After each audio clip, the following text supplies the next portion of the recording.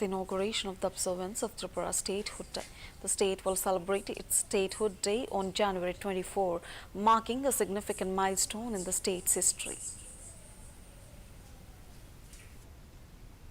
আমরা জানি যে রাজতন্ত্রের অবসানের পর এক গণতন্ত্রের এক নতুন অধ্যায় ত্রিপুরাতে শুরু হয়েছে। ত্রিপুরাকে পূর্ণরাজ্য হিসাবে গড়ে তোলা এবং তাকে উন্নয়নের পথে যাদের অবদান রয়েছে আজকে তাদের স্মরণ করার দিন। আমি ত্রিপুরা সরকারের তরফ থেকে এবং আমার ব্যক্তিগত তরফ থেকে তাদেরকে আমি আন্তরিক শুভেচ্ছা ও অভিনন্দন জানাচ্ছি।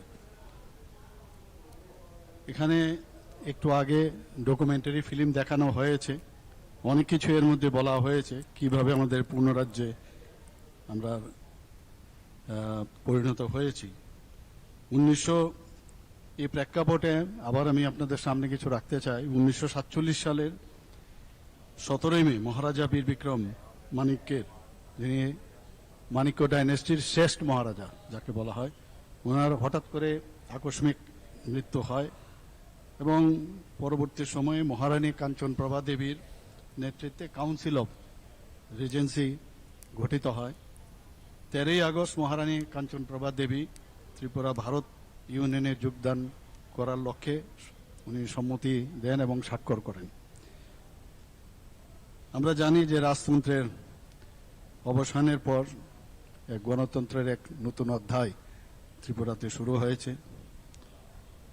ত্রিপুরাকে পূর্ণরাজ্য হিসাবে গড়ে তোলা এবং তাকে উন্নয়নের পথে যাদের অবদান রয়েছে আজকে তাদের স্মরণ করার দিন।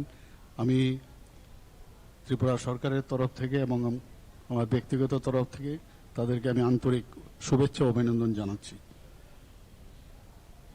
এখানে একটু আগে ডকুমেন্টারি ফিল্ম দেখানো হয়েছে, অনেক কিছু এর মধ্যে বলা হয়েছে কিভাবে আমাদের পূর্ণরাজ্যে আমরা পরিণত হয়েছি।